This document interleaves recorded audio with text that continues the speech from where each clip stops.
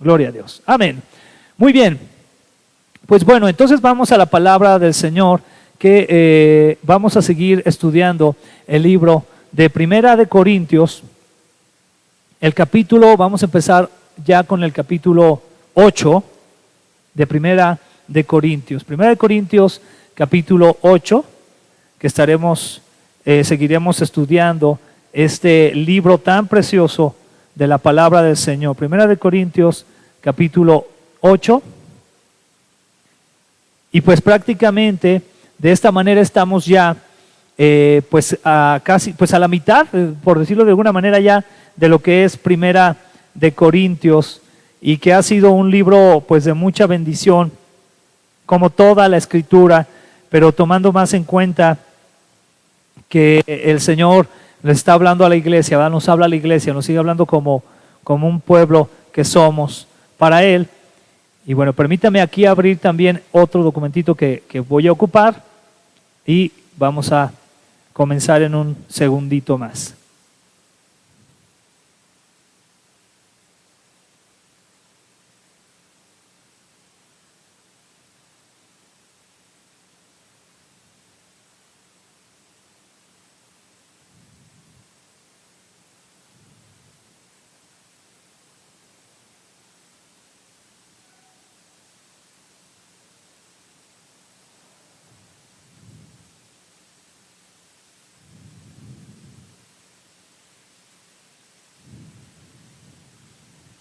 Muy bien, excelente. Muy bien, entonces vamos ahí a 1 Corintios 8, y en este título, bueno, el título que estoy manejando aquí para esta predicación es Conocimiento, Amor y Benevolencia. Recordemos que uno de los problemas que estaba teniendo la iglesia de Corintios, o con los corintios, era que sentían, por causa del contexto cultural en el que vivían, donde el conocimiento era uno de los factores más importantes, ellos sentían que era muy importante tener un conocimiento a tal grado que ese conocimiento fuera como lo más importante, o fuera como un eje central. De ahí es que le pusieran tanto énfasis o tanta importancia a la predicación, por ejemplo, en el caso de los expositores, que lo hacían de una manera pues muy especial, ¿no? Y empezaban entonces ellos, a partir de eso, a comparar, por ejemplo, a Pablo con otros predicadores.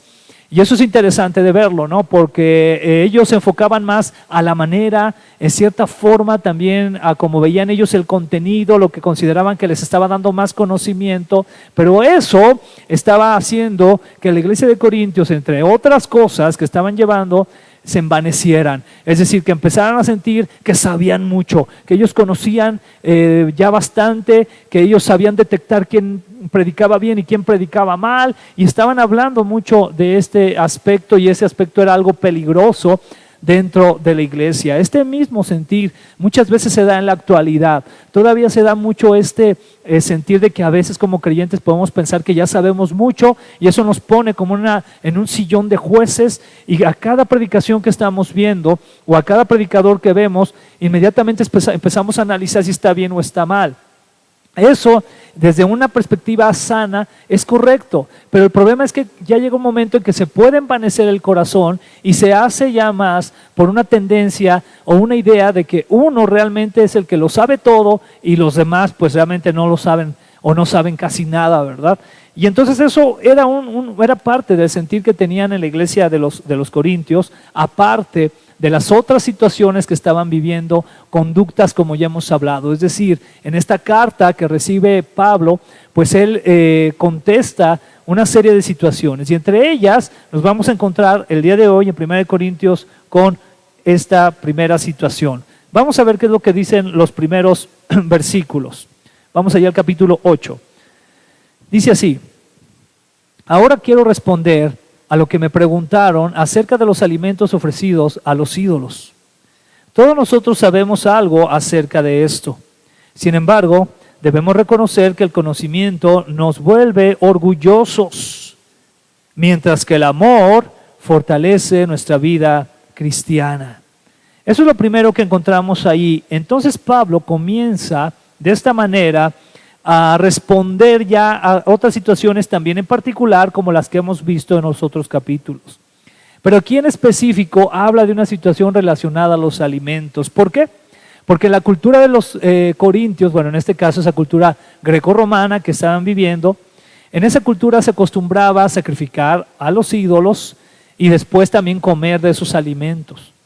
Entonces era una situación que se estaba dando, que continuaba dentro de la iglesia también, y a algunos les parecía algo mal, porque sentían que se estaba llevando a cabo algo que no era correcto de acuerdo al conocimiento que ellos tenían ya a priori de esto, ¿no? Antes de todo, de llevar a cabo este tipo de actividades.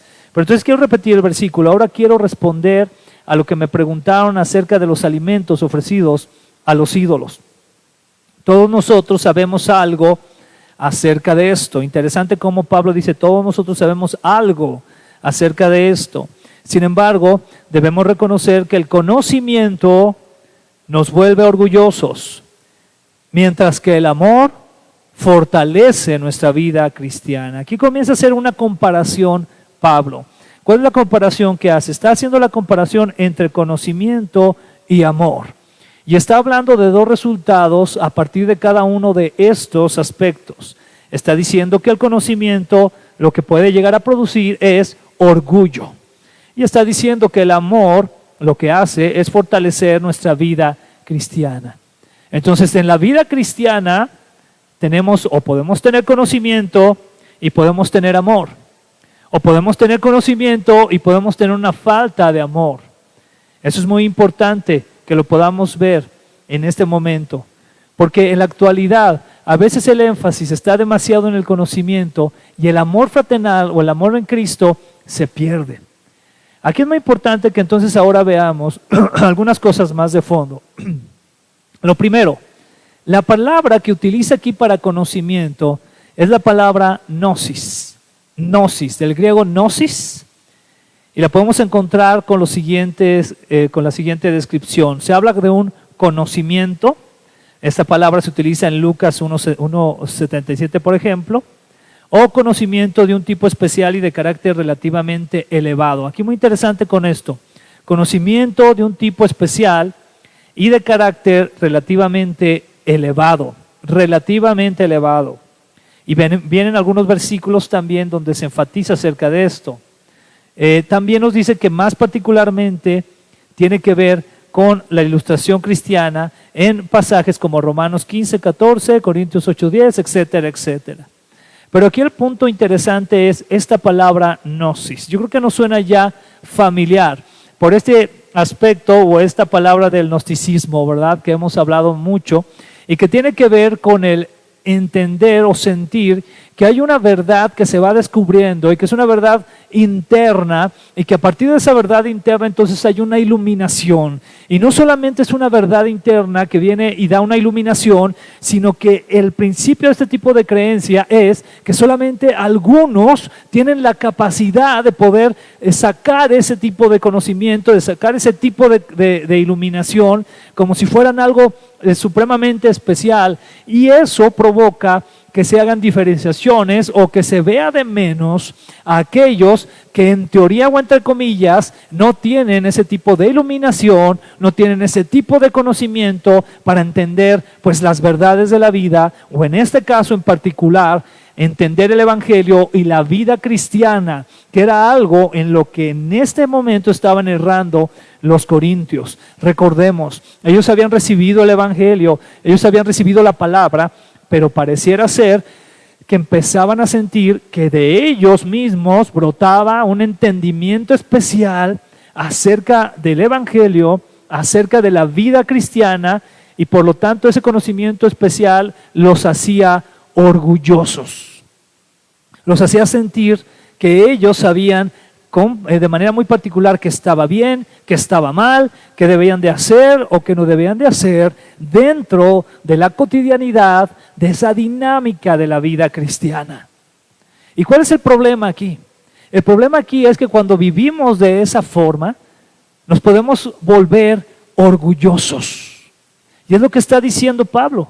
Él está comentando que ese conocimiento nos vuelve orgullosos. Interesante cómo él se incluye dentro de eso, ¿verdad? Yo creo que es parte de la humildad que Pablo tenía. Pero aquí vemos entonces ese grupo entre los corintios que tenía mucho conocimiento o pensaba que tenía conocimiento y entonces eso lo podía volver orgulloso. Repito, interesante la raíz en griego de esta palabra que se utiliza aquí en este versículo, gnosis, y quiero repetir, conocimiento de un tipo especial y de carácter relativamente elevado. Debemos de cuidar mucho eso en nuestra vida como creyentes. El poder pensar que ya sabemos tanto, que ya sabemos lo suficiente, que podemos sentarnos en una silla y hacer juicio a cada persona en cuestión de qué está bien y qué está mal. Y el problema, como decía hace rato, no es tanto ese, sino el problema es que eso lo anteponemos al amor en Cristo. El amor que debemos de tener de manera fraternal hacia los creyentes. Dice el versículo 2 y 3, versículo 2 y 3 de 1 Corintios 8.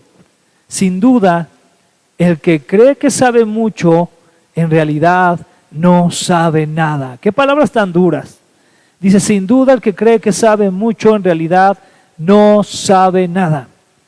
Versículo 3, pero Dios reconoce a todo aquel que lo ama. Es una cosa que, este versículo 3 es algo, un aspecto que nos debería de quedar ya más que claro a los creyentes. Que Dios reconoce a todo aquel que lo ama. Y nos debería de hacer preguntar una cosa, nos debería hacer preguntar, Señor, ¿realmente yo te amo, Señor? ¿Realmente busco, Señor, o doy frutos que demuestren que yo te amo a ti, Señor? Porque a lo mejor yo puedo pensar que yo sé mucho, pero en realidad no sé nada. Y eso es algo también que como creyentes debemos de tener la humildad de saber que cuando conocemos o pensamos que conocemos más del Señor, realmente pues no sabemos nada porque Dios es muy grande, el Señor es enorme. Sabemos aspectos que Él quiere que nosotros podamos conocer. Podemos aprender cosas tanto del Evangelio, de lo que el Señor hizo a través de la obra de redención, como incluso también de nuestro caminar diario en Cristo, es decir, de esa cosmovisión que debemos de tener acerca de todas nuestras esferas que nos rodean, es decir, de la familia, del trabajo, de los vecinos, de todo lo que nos rodea. Pero la realidad es que Dios es muy grande. Es enorme. Sin embargo, hay algo que Dios reconoce y podemos verlo aquí de esta manera. Dios reconoce algo más allá del conocimiento como gnosis. Atención aquí, esto lo quiero dejar muy en claro. Por eso es importante, o era importante que entendiéramos que la palabra que utiliza para conocimiento en este caso es gnosis, porque hay otros versículos donde Dios va a decir que Él quiere que le conozcamos, pero se utiliza otra palabra que quiere decir que quiere que intimemos con Él, y eso ya lo hemos hablado en otras predicaciones, como por ejemplo cuando dice la Biblia en Génesis que Adán conoció a Eva, es decir, intimó, en ese caso sexualmente con ella, y eso los hizo muy unidos. También la palabra cuando nos dice que Dios quiere que le conozcamos, en ese sentido la raíz de esa palabra quiere decir que intimemos con Él. Pero el versículo que estamos hablando aquí, o el contexto que habla de aquí Corintios, habla de una gnosis, de un conocimiento que no tiene mucho que ver, o casi no, más bien no tiene nada que ver con intimar con Dios, sino el pensar que tú estás recibiendo un conocimiento y como eres tú tan sabio y como eres tú tan iluminado, entonces tú ya puedes tomar un papel de juez. Y atención, también quiero decir aquí lo siguiente, no me estoy refiriendo a que como iglesia no podamos emitir juicio los unos a los otros, porque a partir de eso viene la exhortación. Pero el gran problema es un juicio o un conocimiento carente de amor. Porque si lo estamos haciendo por ganar, porque si lo estamos haciendo por decir que somos lo máximo, pues entonces no tiene caso esto. A mí honestamente, te voy a decir muy franco, eso es algo muy personal. Me sigue pareciendo a veces pues algo sin fruto. El encontrarme videos en internet donde están debatiendo temas como si la salvación se pierde o si no se pierde. Y tú ves a dos hermanos conocedores de la palabra, uno diciendo que se pierde la salvación y otro diciendo que no se pierde. O de repente ver debates donde están hablando de que si va a haber rapto o que si no va a haber rapto. Y tú ves a dos personas conocedoras de la Escritura defendiendo una postura personal, pero a mí más que otra cosa me da la impresión que eso lo único que busca es dejar a un ganador, como decir, el que dijo que se perdía la salvación tiene la razón, ¿verdad? Y denle su trofeo. O el que dijo que no se perdía ganó, denle su trofeo. Y estamos embarcados en eso. Realmente, ¿cuál es la función ahí en cuestión de amar a la iglesia? Sería importante saberlo. ¿Por qué? Porque tampoco, es decir, ahorita veo muchos de estos videos, pero casi no veo nada de creyentes debatiendo con ateos, por ejemplo, donde eso tendría probablemente tendría un fruto en cuestión de poder de poner al Señor en alto por el amor que tenemos a Él y el amor que tenemos a la iglesia, al Evangelio. Porque tú puedes decir, Señor, yo quiero, Padre, que la gente sepa que tú eres real. O por ejemplo, debatir otro tipo de temáticas donde realmente lo hacemos o podríamos hacerlo por amor. Como salvar a tantos pequeños que año con año están siendo abortados. ¿Por qué? Porque cada vez se levantan más y más leyes que protegen este tipo de prácticas. Y nosotros los creyentes ahí brillamos por nuestra ausencia.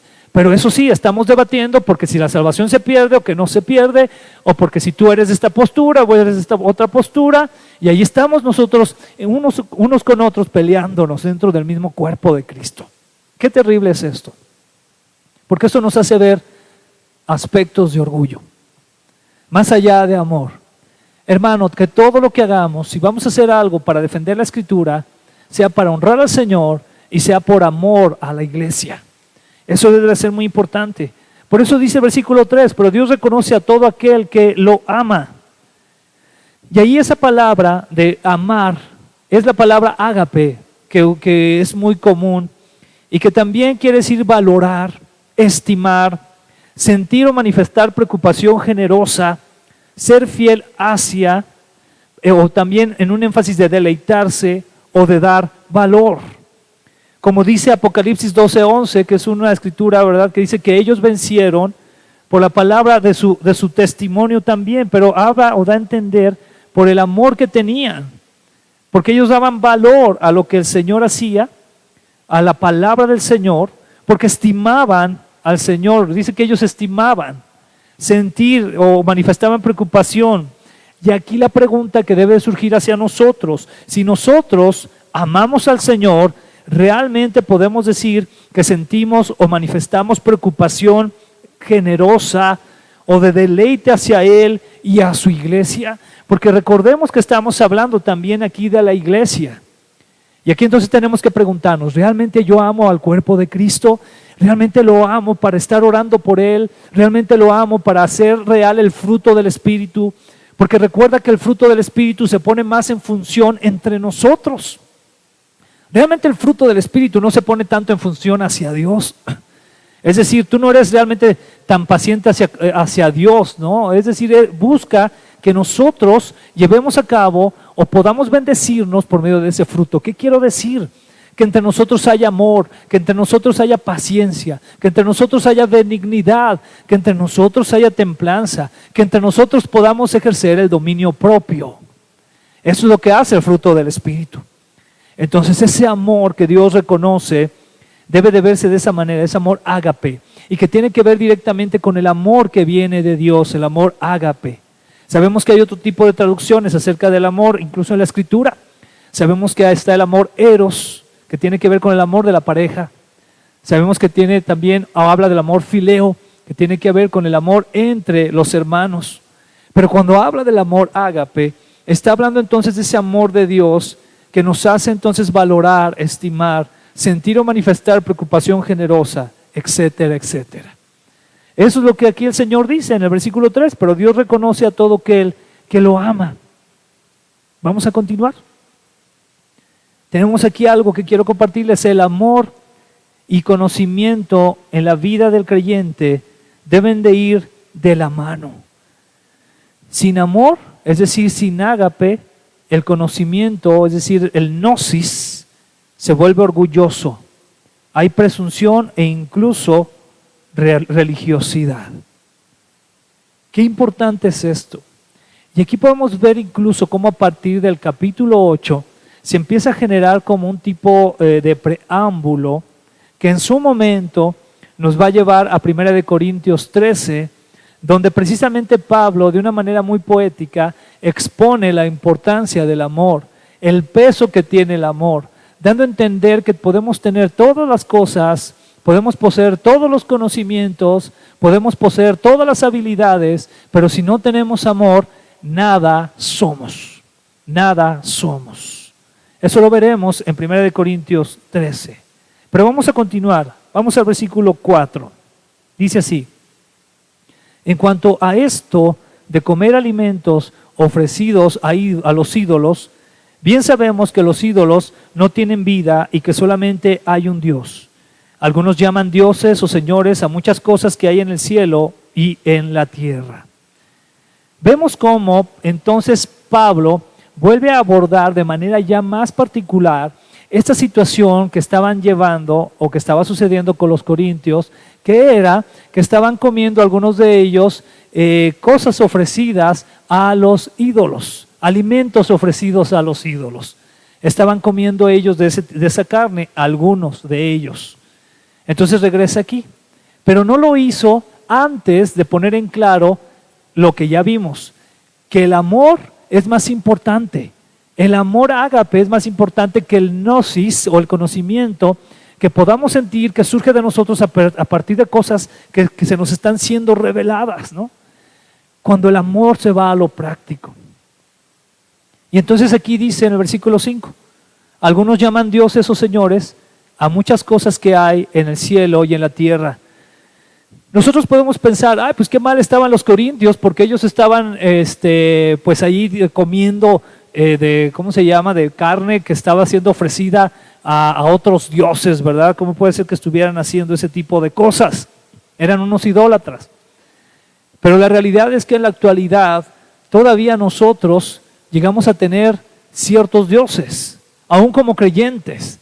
Aún como creyentes llegamos a ser idólatras y empezamos a exaltar a otro tipo de cosas o personas. Tal vez puede ser el trabajo, tal vez puede ser el dinero, tal vez pueden ser los medios de comunicación en específico como el internet, las redes sociales, que cada vez son algo tan parte de las personas, pero en un mal sentido. ¿Qué quiero decir?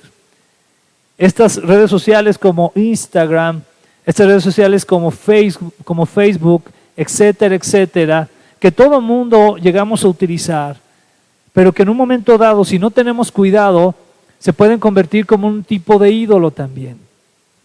Muchos jóvenes en la actualidad están buscando que sean aceptados o están buscando que sean vistos por medio de este tipo de redes.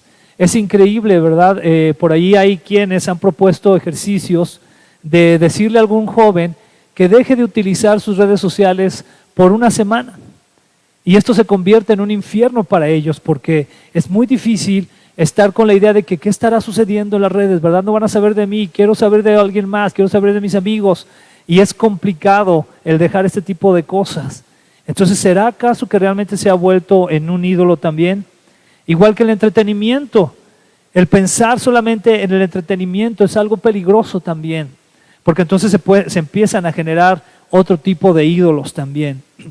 Vemos a los cantantes, vemos a los actores, a las actrices, etcétera, que también se puede generar en algún momento un tipo de idolatría hacia ellos. O dejemos eso a un lado. Podemos pensar en personas. Atención aquí con esto que te voy a decir. Si tu esposa o tu esposo es más importante que el Señor para ti, eso es idolatría. Si tus hijos, tus hijas son más importantes que el Señor para ti, eso es idolatría. Y te lo digo desde un marco de una iglesia donde para nosotros tenemos bien en claro la prioridad que tiene la familia. Pero siempre debe de estar, antes de eso, debe de estar el Señor, debe de estar por encima de eso. ¿Por qué? Porque entonces, si no tenemos eso realmente, la familia no va a ser bendecida por medio de la presencia del Señor como debería de ser. Es decir, un esposo, un padre, una esposa, una mamá que no tiene como prioridad al Señor, ¿qué es lo que va a suceder? Realmente no va a ser un conducto de bendición para sus hijos, no va a ser un conducto de bendición para su esposo, no va a ser un conducto de bendición para su esposa. De ahí la importancia de que el Señor esté en primer lugar. Él siempre debe de estar ahí en el primer lugar, porque si no, entonces se va a generar idolatría. Y esto es muy, muy común que llegue a suceder. Debemos de cuidar mucho eso. Y atención, cuidar siempre, siempre hacerlo en el orden que el Señor nos lo pide. Puede ser que tengamos también como ídolo, por ejemplo, la apariencia física. Hay situaciones, por ejemplo, en las que se le denomina la famosa vigorexia, donde personas lo que buscan es estar lo más fuertes o lo más, estar en este mundo del fitness, y eso se convierte en algo que es lo más importante antes que Dios. Recuerden muy bien, aquí no estoy hablando o no estoy diciendo que alguna de estas cosas estén mal, sino lo que estoy diciendo es que cuando las ponemos por encima, entonces sucede lo que el versículo 5 dice, que entonces esos se convierten en dioses o señores, independientemente de lo que nosotros podamos pensar que solamente son los ídolos, ¿verdad? Las imágenes, sino que también este tipo de cosas llegan a convertirse en ídolos. Los lujos también. ¿El lujo qué quiere decir? Bueno, viene precisamente por ahí la palabra que es lujuria, que viene de la raíz lujo, es decir, buscar algo en exceso, algo que realmente ya no necesitas y lo buscas en exceso. De ahí vienen los lujos. Estás hablando que a lo mejor hay personas que no se conforman solamente con un carro, ¿no? Sino que lo que quieren, hay quienes lo han hecho, quieren un carro que el metal sea de oro o bañado en plata, cosas de ese estilo. Eso tiene que ver con la lujuria. Y entonces aquí podemos ver cómo varios de estos tipos de aspectos se convierten entonces en lo que diría en su palabra en griego, en teos o dioses, y como diría también su palabra en griego, su raíz en griego, se convierten en kyrios, que son señores. Esas son las traducciones o la palabra original que utiliza aquí en estos versículos. Son teos y kyrios, dioses y señores. Vamos a seguir, versículo 6, dice así: sin embargo, para nosotros solo hay un Dios, que es el Padre. Él creó todas las cosas y nosotros vivimos para Él. Voy a repetir esta parte. Sin embargo, para nosotros solo hay un Dios, que es el Padre. Él creó todas las cosas y nosotros vivimos para Él. ¿Realmente vivimos para Él o vivimos para otras cosas? Ahí es donde se expresa de una manera muy práctica la idolatría. La idolatría no solamente es decir que tienes devoción a algo, sino que vives para eso de manera desmesurada, que se convierte, no hay nada para ti más importante que eso. Entonces, repito, ¿realmente vivimos para el Señor? Realmente Él es lo primero, porque aquí dice Pablo, sin embargo, para nosotros solo hay un Dios, que es el Padre. Él creó todas las cosas y nosotros vivimos para Él. También hay solo un Señor, que es Jesucristo. Solamente creemos en el Señor Jesucristo como nuestro Señor, solo en Él, solo en Él. Dios creó todo por medio de Él y gracias a Él nosotros vivimos ahora. Aquí vemos a Pablo exaltando el nombre de Dios, vemos a Pablo exaltando el nombre de Cristo y vemos cómo deja muy en claro que nosotros, si hemos venido a Él por su gracia, entonces debemos de vivir para Él o entonces vivimos para Él. Pero la realidad, hermano, tristemente, y hay que reconocerlo, es que muchas veces no vivimos para Él. Vivimos para una infinidad de otras cosas, pero no vivimos para Él. Y el Señor lo que quiere es que vivamos para Él, porque somos de Él, si es que Él es nuestro Señor, si es que Él es nuestro Dios. Y nos hace ver Pablo que Dios creó todo por medio de Cristo Jesús, que Él es el Señor, que Él es el sustentador de todas las cosas, que a Él, por lo tanto, nos debemos en totalidad. Versículo 7. No todos saben estas cosas. Antes de creer en Cristo, algunos de ustedes adoraban ídolos y todavía creen que esos ídolos tienen vida. Por eso, cuando comen alimentos que fueron ofrecidos a los ídolos, les remuerde la conciencia y se sienten culpables. Y aquí Pablo comienza a desarrollar una situación muy compleja. ¿Por qué? Porque está hablando entonces de los creyentes y les dice que ellos, que dice, no todos saben estas cosas, primeramente aquellos que no conocen, pero después dice de los creyentes, antes de creer en Cristo, algunos de ustedes adoraban a ídolos. Entonces vemos de manera práctica que los corintios, ya estando en Cristo, atención, ya habiendo recibido el Evangelio, ya habiendo recibido el mensaje, ya estando congregándose en una comunidad de creyentes, seguían adorando ídolos.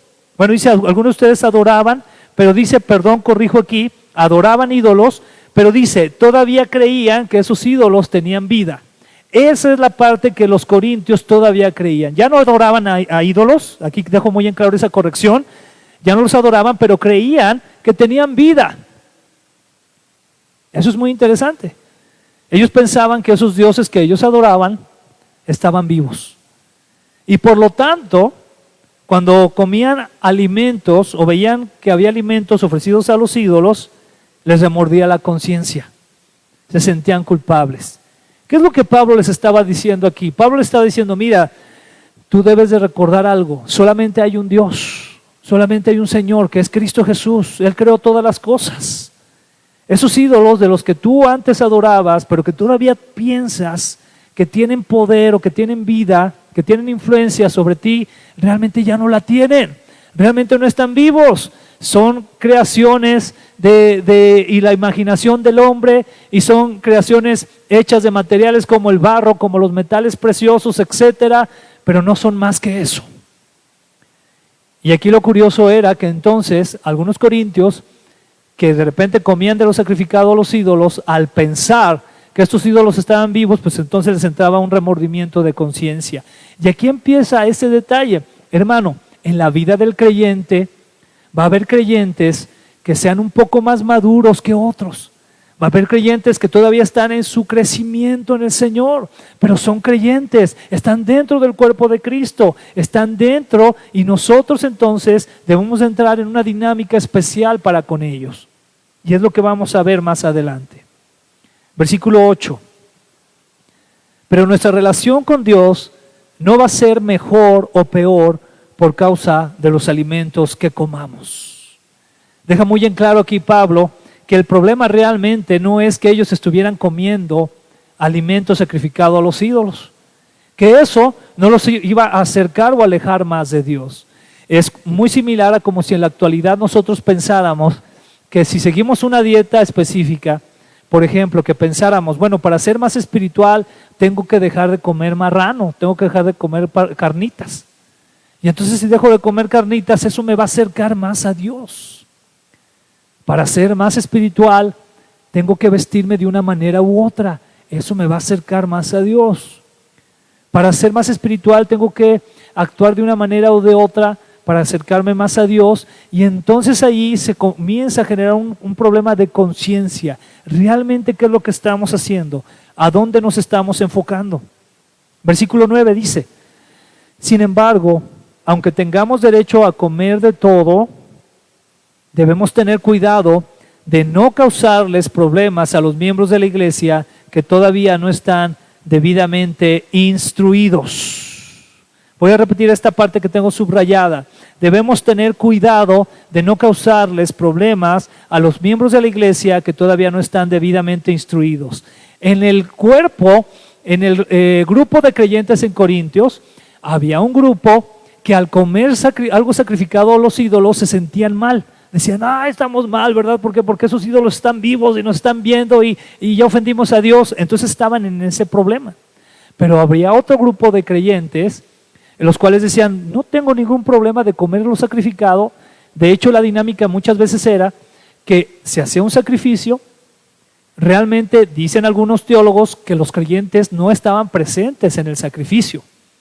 Dicen incluso que más bien se hacía el sacrificio y esa carne que ya quedaba ahí, después se acostumbraba a vender. Entonces algunos creyentes llegaban y compraban carne, como ir a alguna carnicería normal, y se la llevaban a la casa y se la comían. Eso es lo que dicen algunos comentaristas. Pero entonces llegaban a su casa, comían y no tenían ninguna carga. Decían, bueno, estamos comiendo, agradecemos al Señor por esta carne. Realmente el Señor fue el que permitió y le dio vida a ese animal, ¿verdad? Que murió, pero nosotros estamos comiendo de esa carne con gratitud. y no tenían ningún problema. Ellos decían, sabemos que los ídolos pues no son reales, son monos ahí nada más sin vida, pobres de ellos, ¿no? Y nosotros estamos bien porque sabemos que el Señor es uno, que el Señor Jesucristo es el Señor de la creación. Entonces había estos dos grupos.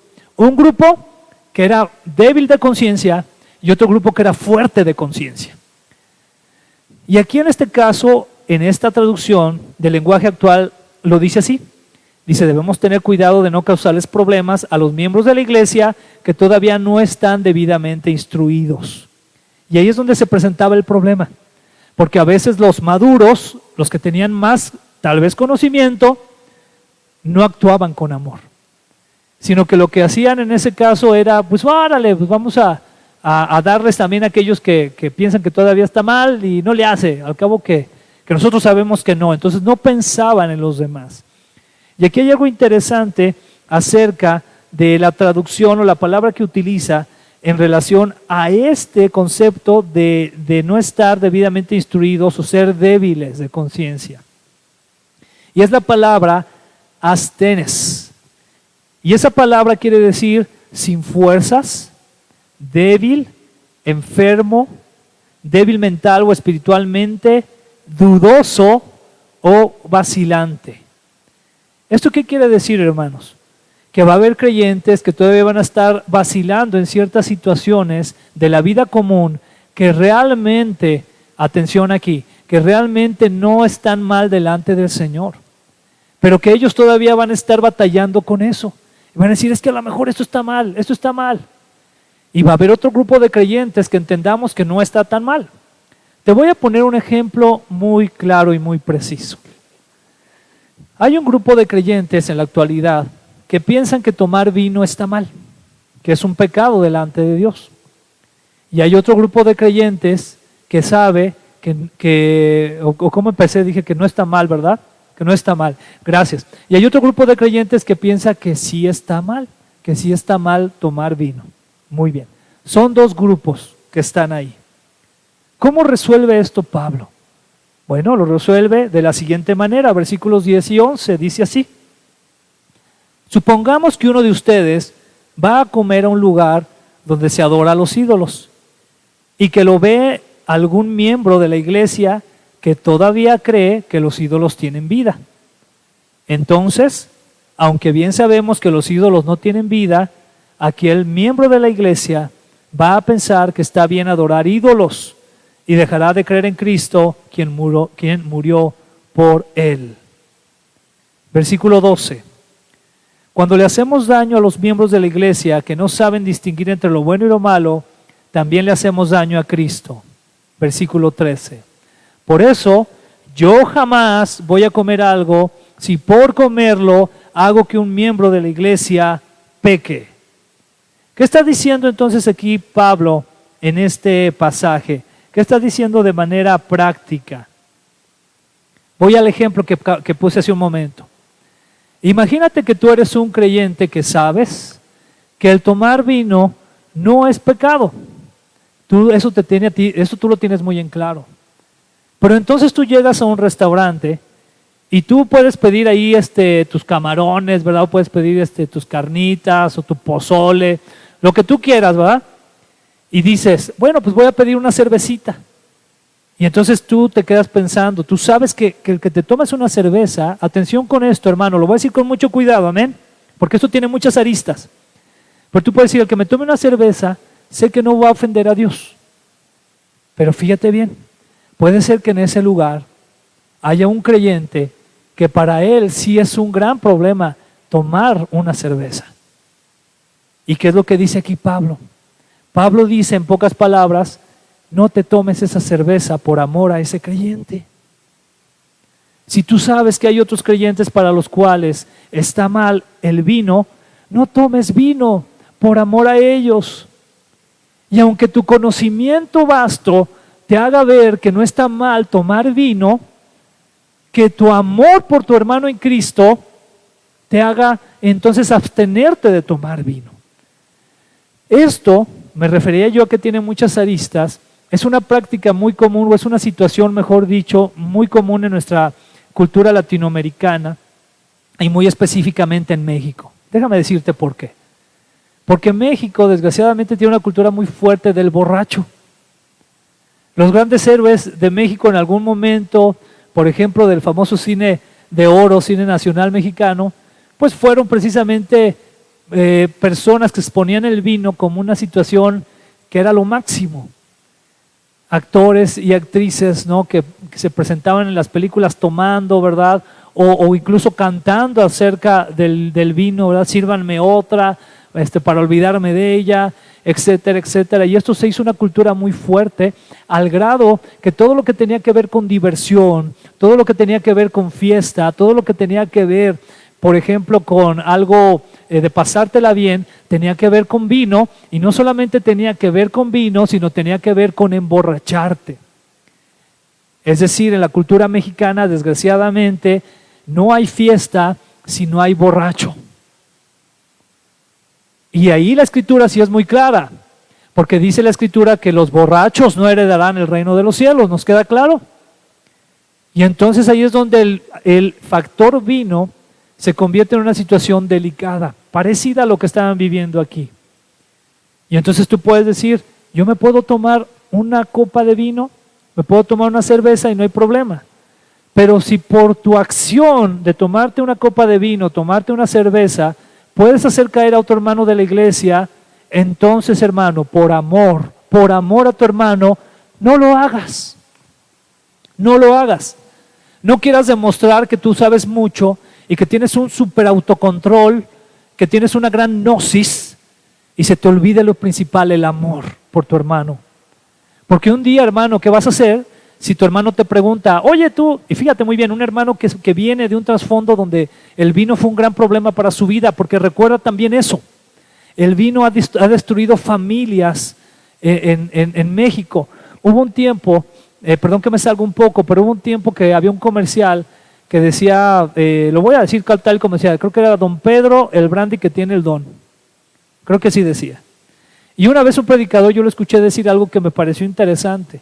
Dijo, sí, es el brandy que tiene el don de separar familias, el don de divorciar matrimonios, el don de matar a jóvenes en la carretera en sus vehículos cuando van ya todos alcoholizados.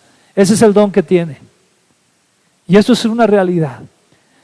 Te quiero recordar que, por ejemplo, en México, la causa número 1 de muerte en jóvenes de 18 a 25 años es el exceso de alcohol. Jóvenes que no se están muriendo de alguna otra causa, sino que se están muriendo porque estaban tan alcoholizados que al momento de tomar un vehículo fueron y se estrellaron en algún lugar, y no solamente murieron ellos, sino incluso sus amigos o tal vez las personas que muy probablemente no venían alcoholizadas en el otro vehículo. Es algo muy feo esto. Y entonces ahí volvemos entonces al punto al que quería yo llegar. Tú puedes decir que tú tienes el conocimiento, tú puedes decir que tú tienes ese temple de cristiano, de decir, bueno, para mí no hay problema. Pero si en algún momento algún creyente te llega a preguntar, oye hermano, ¿y tú tomas? Y ese creyente tenía ese antecedente de ser alcohólico, ¿qué le vas a decir? Porque recuerda que los mentirosos no le darán el reino de los cielos. Y entonces, ¿qué le vas a decir? No, hermano, bueno, pues yo tomo porque mira, pues no hay problema, ¿verdad? Mira, yo sé que si me tomo una no pasa nada, ¿verdad? El problema es con los borrachos. ¿Sabes qué va a suceder con aquel creyente? Muy probablemente, hermano. El creyente va a decir, oye, pues bueno, pues si el hermano que él sabe mucho de la palabra, si el hermano que tiene tanto dominio de la escritura y tiene tantos años y sirve en la iglesia y toma vino, pues yo creo que yo también puedo tomarme una. ¿Y sabes qué va a suceder, hermano? Probablemente ese hermano va a caer otra vez en los lazos de tentación de Satanás. Y entonces al llegar a su casa va a decir, pues me tomo una, pero va a llegar aquello de lo que el Señor lo sacó. Y entonces se va a exponer a que, bueno, pues otra. ¿Y sabes qué va a pasar? Va a terminar muy probablemente borracho otra vez. Y lo malo es que no va a ser muy probablemente esa única ocasión, sino que van a ser otras más. Y aquí entonces es donde entra el factor amor. Amor por los demás. Y te quiero ir y leer ya para casi concluir el versículo 12 y 13 una vez más. Cuando le hacemos daño a los miembros de la iglesia que no saben distinguir entre lo bueno y lo malo, también le hacemos daño a Cristo. Y enfatizo aquí en el 12 en lo siguiente. En la iglesia, hermano, en la iglesia, atención, en la iglesia va a haber creyentes que todavía no van a distinguir bien entre lo bueno y lo malo. Atención, hermano. Esto nos tiene que quedar claro, porque a veces pensamos que ya venimos a Cristo y ya, no, pues por automático distinguimos todo. No, hermano. Por eso necesitamos discipulado, por eso necesitamos crecer en la Escritura, por eso necesitamos estudiar grupos bíblicos, venir a la iglesia cada domingo, estar buscando predicaciones, estar leyendo la Escritura, estar en oración, porque vamos creciendo en el Señor. Y ahí es donde también Pablo, yo creo de alguna manera implícita, él está diciendo, no te creas que sabes todo, hermano, porque no sabes nada. Si tú crees que sabes todo, te tengo una noticia, no sabes nada. Y entonces en la iglesia, hermano, va a haber hermanos que todavía no saben distinguir entre lo bueno y lo malo. Y hermano, a esos hermanos nosotros tenemos que cuidarlos. Tenemos que abrazarlos y dirigirlos, enseñarles la palabra con amor. Ellos no necesitan. Y nosotros, los que pensamos que sabemos, necesitamos también a otros hermanos que también ahí nos den un puchón, que también nos puedan dirigir. Nos necesitamos unos a otros. Eso es lo precioso del cuerpo de Cristo. Entonces, cuando le llegamos a hacer daño a esos miembros de la iglesia que no saben distinguir entre lo bueno y lo malo, fíjate, también le hacemos daño a Cristo. Eso es algo muy grueso. ¿Por qué? Porque estamos realmente dañando al cuerpo del Señor, al cuerpo del Señor en general. Versículo 13. Pablo aquí va a anunciar algo donde él, a pesar de ser un gran conocedor de la Escritura, a pesar de ser un hombre tremendo de Dios, un hombre poderoso de Dios, él se humilla y él mismo se baja de nivel. Y dice en el versículo 13, por eso yo jamás voy a comer algo si por comerlo, algo que un miembro de la iglesia peque. Y puede ser que Pablo hubiese tenido las mejores oportunidades de haber comido las mejores piezas de carne ofrecidas ahí a los ídolos, pero él tenía una conciencia fuerte en el Señor y él sabía que al comer eso, y a lo mejor hubiera tenido mucha hambre o mucho antojo, lo que sea, y él sabía que al comer eso no le iba a afectar, pero él dijo algo muy especial aquí que habla del amor que debemos de tener. Dice, por eso yo jamás voy a comer algo. ¿Por qué jamás va a comer algo? ¿Porque él piensa que está mal? No, sino por amor a aquellos que son débiles en el Señor todavía. Por eso yo jamás voy a comer algo, si por comerlo algo que un miembro de la iglesia peque. ¿Cuál es nuestra actitud al pensar que sabemos mucho de la Escritura? ¿Cuál puede ser nuestra actitud al tener una gnosis? Porque pensamos que sabemos tanto, entonces ya estamos muy iluminados y tenemos un entendimiento prodigio de la Escritura. ¿Qué nos hace ser, o cómo nos hace comportarnos esa actitud? Cuidado de que nos haga caer en el orgullo. Pidámosle al Señor que esa gnosis, ese conocimiento, ¿verdad?, no nos haga caer en el orgullo, hermano. Aprender, la realidad es que cualquiera lo puede hacer. Basta con que quiera hacerlo. Pero todos podemos aprender. Algunos más, algunos menos, pero todos podemos aprender. Y ahí no está tanto el problema. El problema está en que si realmente tú eres un miembro de la iglesia que ama a tus hermanos, eres un miembro de la iglesia que realmente te preocupa la vida espiritual de tus hermanos, que realmente te preocupa cómo están con el Señor y por lo tanto tú te conviertes en un instrumento de bendición y de amor para sus vidas. ¿Qué tipo de creyente eres? Y con eso termino. ¿Quieres ser un creyente lleno de gnosis o quieres ser un creyente lleno de ágape? Vamos a orar al Señor. Padre, te damos gracias por tu palabra, Señor. Gracias por lo que nos muestras cada día, Señor, más y más, por tu misericordia, Señor, por tu fidelidad. Porque tú eres el que has dado el primer paso hacia nosotros, Señor. Gracias. Gracias por tu palabra, Señor. Padre, queremos pedirte en esta tarde que tú nos llenes de tu amor, para que por medio de ese amor, Señor, podamos amar a tu esposa, a la iglesia. Ayúdanos, por favor, a amar a cada integrante, a cada hermano y hermana en Cristo, a poder ser de bendición para ellos. Que si de alguna manera podemos bendecirles para que ellos se acerquen más a ti, lo hagamos, Señor, pero siempre recordando que es tu gracia, es tu misericordia, es tu poder obrando, operando a través de nosotros, Señor, que tú en tu preciosa misericordia has tenido, Señor, ese regalo para nuestras vidas, Señor, de hacernos tus hijos y de usarnos como tus instrumentos. Recordar que al ser tú nuestro Dios y nuestro Señor, nosotros somos tus hijos, somos tus esclavos, somos tus siervos, Señor. Ayúdanos a bendecirnos como iglesia. Yo te ruego, Padre, que aquí en el Centro Cristiano Koinonia Aguascalientes, cada día nos amemos más y más y que tú nos libres de ser piedra de tropiezo para nuestros hermanos creyentes. Que al contrario, podamos ser, Señor, podamos poner nuestras espaldas, nuestros hombros, para que otros creyentes se acerquen más a ti y te amen más y te busquen más. Y por favor, Señor, también pon a nosotros, hermanos, que nos hagan crecer más en ti, que nos hagan amarte más, Señor, que nos hagan honrarte más. Cuánto, Señor, te necesitamos y cuánto necesitamos comprender el amarnos los unos a los otros, el servirnos los unos a los otros, porque eso es tu cuerpo, la iglesia.